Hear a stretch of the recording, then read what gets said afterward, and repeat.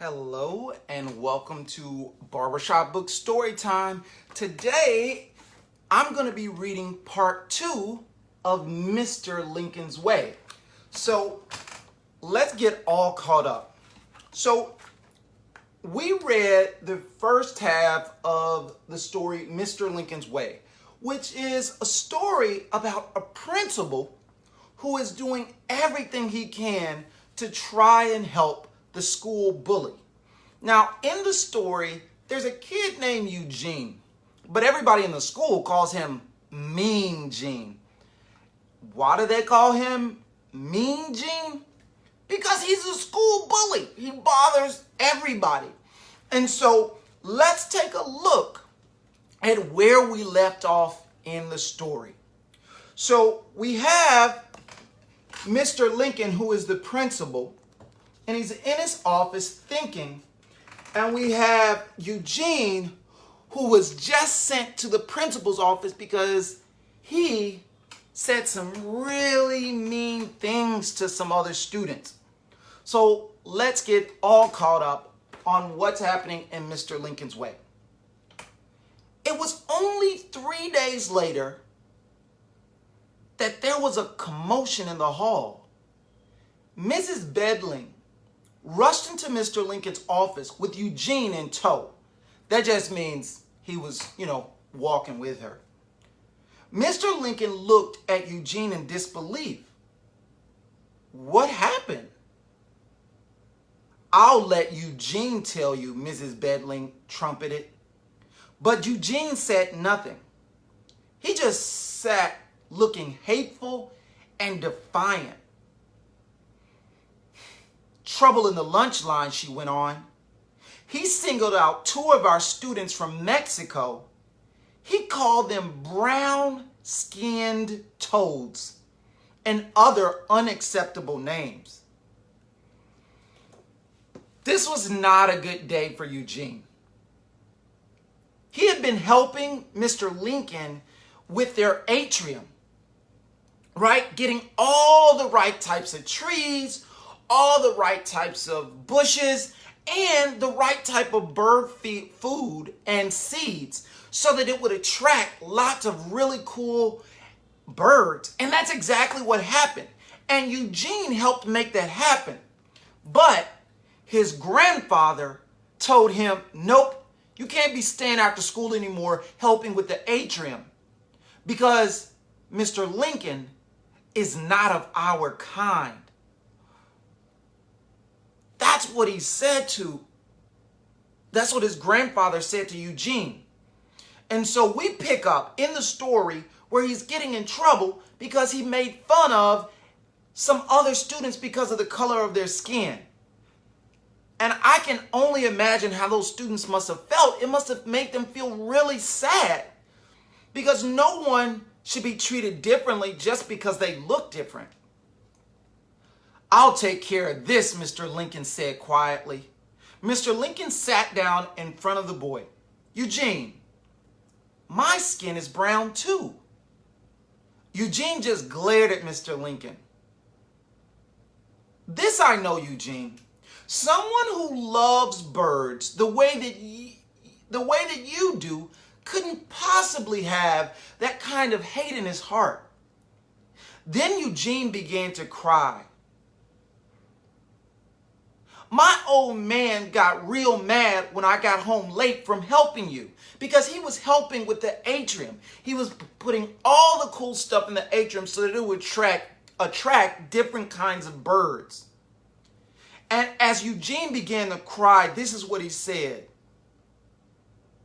This is what his old man said to him. He said, "You're not of our kind." That's what Eugene's grandfather said to him. And that's why he was mad at him for staying late. He didn't want him helping Mr. Lincoln with the atrium because Mr. Lincoln was dark-skinned and he was a black guy. And that's not a nice thing for someone to treat someone different or to not want to hang out with someone simply because they look a little different. Just because someone's different doesn't mean they can't be our friend. We can have friends who look different, who sound different, who even live different. They could even speak a whole nother language. And that's okay. Because it's okay to have friends who are different. Our kind? Mr. Lincoln murmured. He led Eugene to the window of the atrium. It was alive with the songs of birds. I see sparrow jays, cardinals, nuthatches, and the mallards. Remember, there were 2 mallards who had laid a nest inside of the atrium. So Eugene's expert knowledge about birds actually helped transform the entire atrium into an oasis. That's like a cool getaway, a fun place where the birds could go and have fun. Don't all of those beautiful types and colors make this a beautiful place to be? For all of them. Eugene nodded, yes. Well, there are all these different kinds, all kinds. Just like there's all of us. So what I think Mr. Lincoln is saying is that there's all different types of birds, just kind of like there's all different kinds of people. He says, the fact is, all of you children here, he's talking about all of the students at his school, with all of your cool differences, are my little birds. So Eugene loves birds so much, all different kinds of birds. And guess what? That's exactly how Mr. Lincoln, the principal, that's how he felt about all the students. He said, yes, with little birds. And that should be your answer as to what is right and wrong about what your father said, Mr. Lincoln said quietly, because his father told him you should not hang out or spend time with people who are different. But when Eugene looks at all the different kinds of birds, well, guess what? All the differences is what makes all of them so beautiful, is that they are different. And so when he thinks about the different students at his school, Mr. Lincoln wanted him to understand that it's okay to be different. It's okay for someone to look different. It's okay for someone to speak different, but they can still be your friend. My old man calls you real bad names, Mr. Lincoln. He got an ugly name for just about everybody that's different from us. So what Eugene is talking about as he talks to Mr. Lincoln is that his dad has really mean names that he calls different types of people. But Mr. Lincoln wanted to remind Eugene that guess what? Just like there are all these beautiful different kinds of birds that make the atrium come alive, well, guess what? That's exactly how life is. Right? As you live, you will meet different people. As you go to school, you'll meet different type of students. Even if you go to the park or to maybe like a store, you can meet lots of different kinds of people, and it's okay. There's no reason to call anyone a mean name just because they're different. Mr. Lincoln didn't talk for the longest time. Eugene, sometimes people can get trapped in their thinking almost as surely as those ducklings. So remember in the story, there were some eggs that some mallards, which are ducks, that they laid in the atrium. But the only way for birds to get in and out of an atrium is they have to fly through the ceiling. But if a little duck hatches, it's not going to be strong enough to fly out. So the question that Mr. Lincoln had for Eugene, because Eugene is an expert in birds, is how are we going to get these ducks, once they hatch, out to the pond if they can't fly out the top? What is Eugene going to come up with? I don't know. Guess we have to keep reading. My grandpa just wasn't like that. Mr. Lincoln put his arm around the boy's shoulder. I'd like to meet that grandpa. But Eugene, you have to promise me, even when bad things happen at home, here at school, you need to treat all of my little birds with kindness and respect.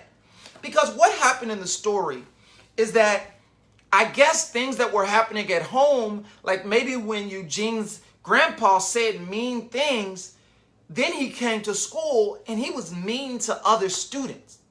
But what Mr. Lincoln, the principal, wanted Eugene to know is that even if something bad happens at home, like maybe someone says something mean about someone, that doesn't mean that Eugene had to come to school and be mean to other students.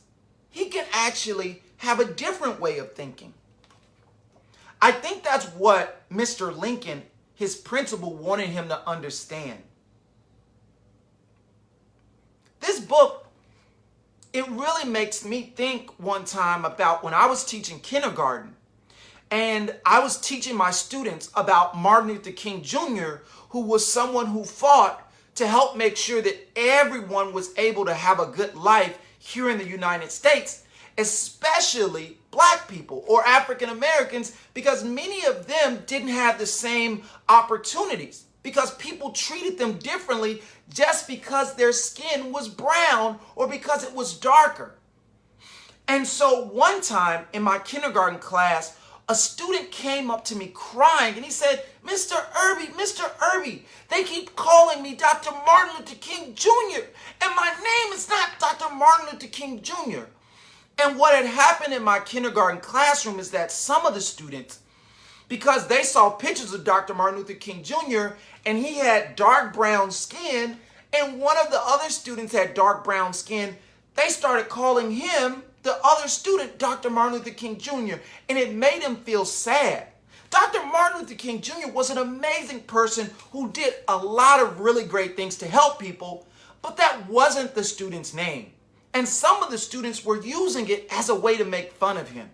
And so as I think about today's story, Mr. Lincoln's Way, and about Eugene, who is, or who used to be the school bully, I think about how it's so important to be nice to everyone, even if people are different.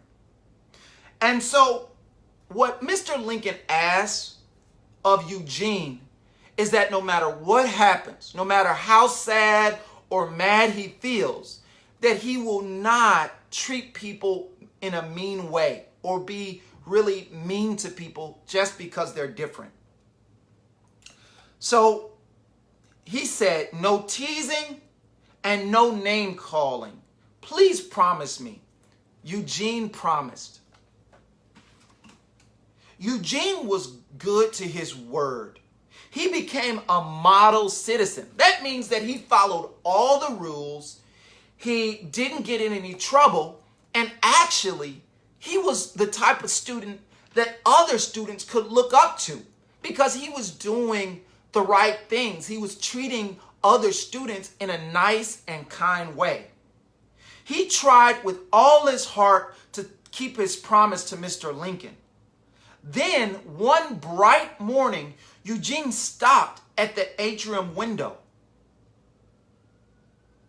What do you think is going to happen when he stops at the atrium window?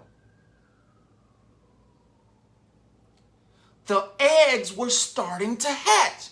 Remember there were mallards, those ducks that had laid eggs in the atrium? Well, guess what happened?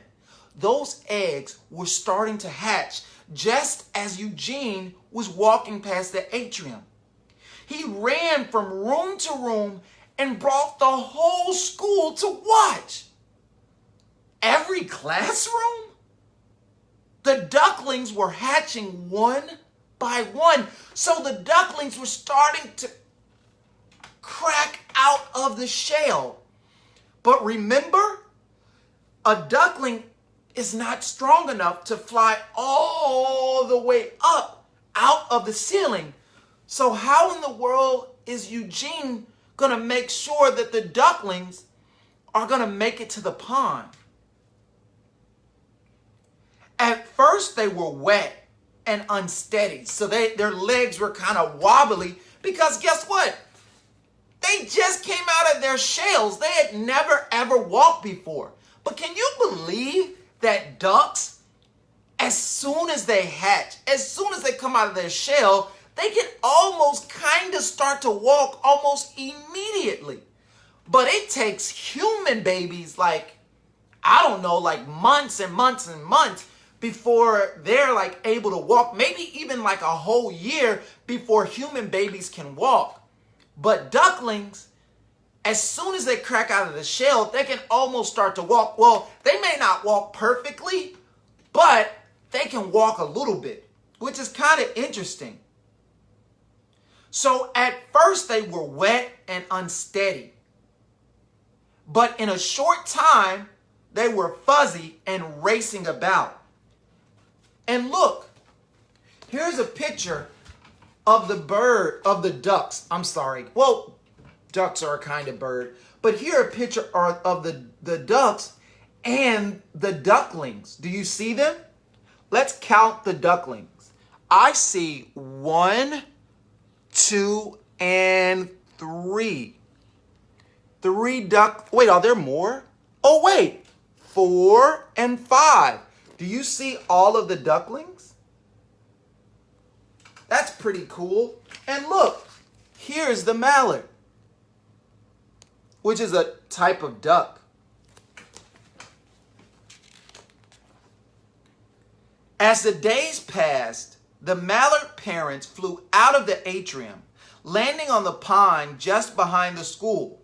They were leaving their babies for longer and longer periods of time. Eugene and Mr. Lincoln knew that the time was approaching when they would need to get the ducklings out of the atrium and into the pond. They had a plan. I wonder what their plan is. And here's a picture of the ducks. They're flying out of the atrium and into the pond. Do you see the pond right here? There was a pond next to the school where the ducks came from. And do you see the atrium? Do you see that hole in the ceiling? It's right here. Well, guess what? That's how the birds get in and out of the atrium. They fly through the ceiling. And the kind of cool thing about an atrium is that because the ceiling is open, that means it can rain in there, or it could even snow in there. And so they have to, make sure that they have it so that it doesn't flood or anything like that. But it's really cool to kind of have like a garden or like a yard kind of inside of the school. Let's see what happens next.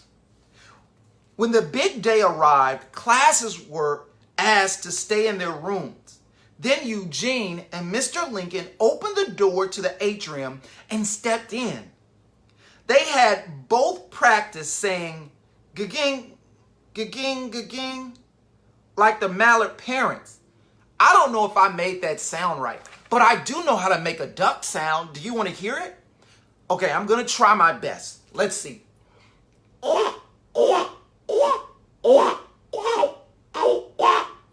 What do you think? Was that a good duck sound? Maybe. Well, they made some duck sounds like the parents, and now they talk to the ducklings, coaxing them to follow. So look, there's Eugene, and he's talking and leading the ducks out of the atrium. Where do you think that Eugene is going to lead the ducks? The father mallard waddled. That's kind of like this. That's kind of how a duck walks. It waddles. And kind of like a baby who just learns to walk. They also kind of waddle a little bit like this.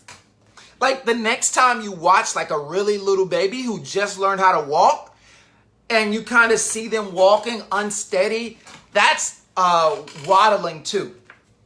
So the father mallard waddled up to the doorway of the atrium and peered down the hall. So peered is just kind of like a fancy way of saying that he looked. So he peered down the hallway to see what's going on. At the end of the hall, the father mallard could see the lawn and the pond.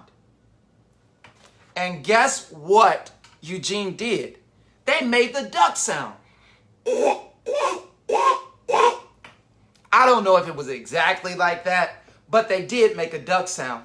And look, who do you see? Mr. Lincoln looking cool in his cool tie, and there's Eugene leading the ducks. The mother mallard came out first, then one by one her babies followed. Eugene walked down the hall, calling to them over and over. As the family waddled behind him, then all at once, the mother and father took the lead, and the ducklings scurried after them.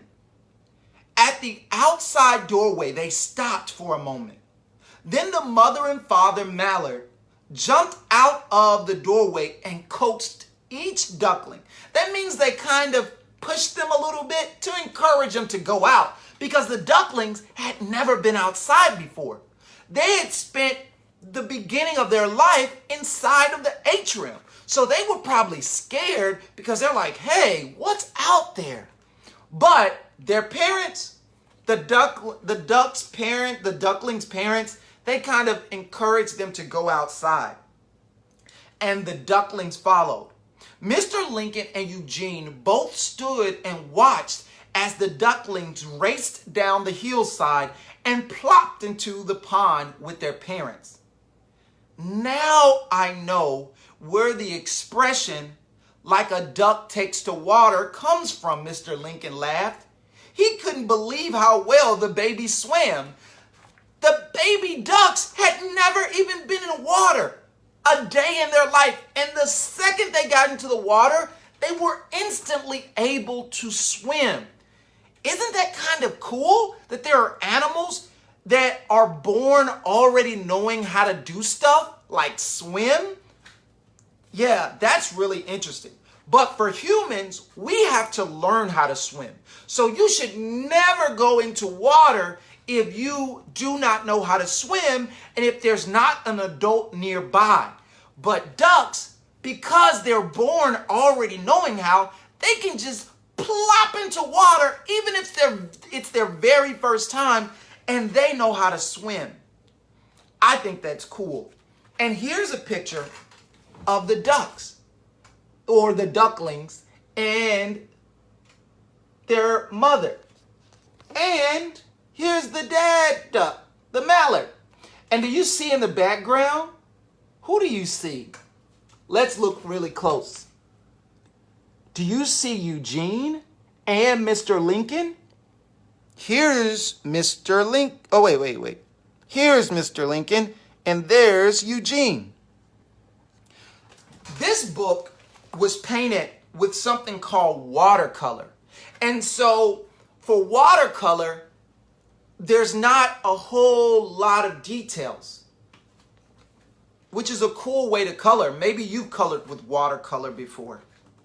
Parents had gathered at the top of the hill. They had been invited to watch from afar. Then Eugene heard a voice from behind them call out his name. Eugene, boy, over here. It was his grandfather. Eugene's grandfather had come to watch Eugene walk the ducks out of the atrium and the ducklings into the pond. I wonder what Eugene's grandpa is going to say, because I remember early in the story, Eugene's grandpa did not like people who were different.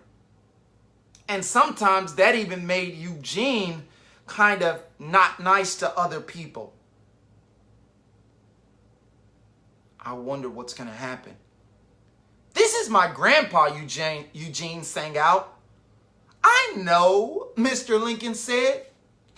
Eugene turned toward him. Had Mr. Lincoln something to do with this miracle? With his grandpa being here? Like, how did his grandpa know? Now the old man shook Mr. Lincoln's hand heartily. "I would sure like to stay with you again, Grandpa," Eugene said as he and his grandfather walked up the hill together. The old man put his arm around the boy's shoulder. "We'll see, son. We'll sure see," he said.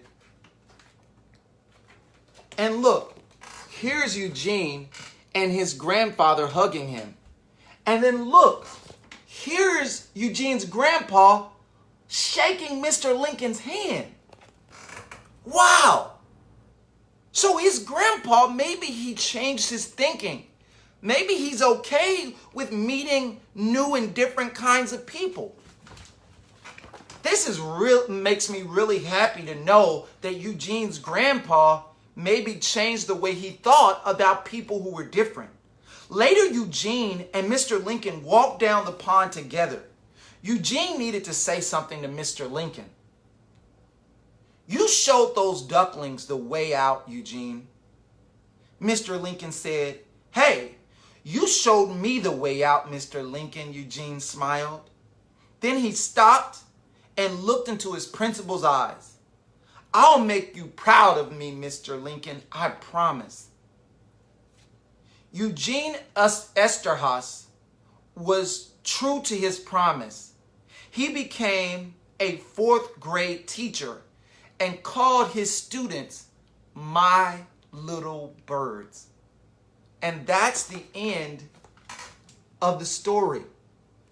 So Eugene, who was the school bully, stopped being a bully. And his principal, Mr. Lincoln, helped him by giving him a cool book about birds and asking him to help design the atrium so that it could attract different types of birds. And by helping Mr. Lincoln with the project in the atrium and putting cool trees and bushes and bird seeds, he learned that, you know what? Even if other students are different, that does not mean that he has to be mean to them. So I hope that as you think about this story, Mr. Lincoln's Way, you will remember that it's okay to be different. It's okay to be a different color, to have a different skin color. It's okay to have a different look, right? Some people's hair is short. Some people's hair is long. Some people even have dreadlocks. And guess what? It's okay to be different. Thank you so much for listening to this special part 2 episode of Barbershop Books Story Time. Today we were reading part 2 of Mr. Lincoln's Way. To learn more information about Barbershop Books, visit our website, barbershopbooks.org, or you can also connect with us on social media at Barbershop Books. Until next time, bye.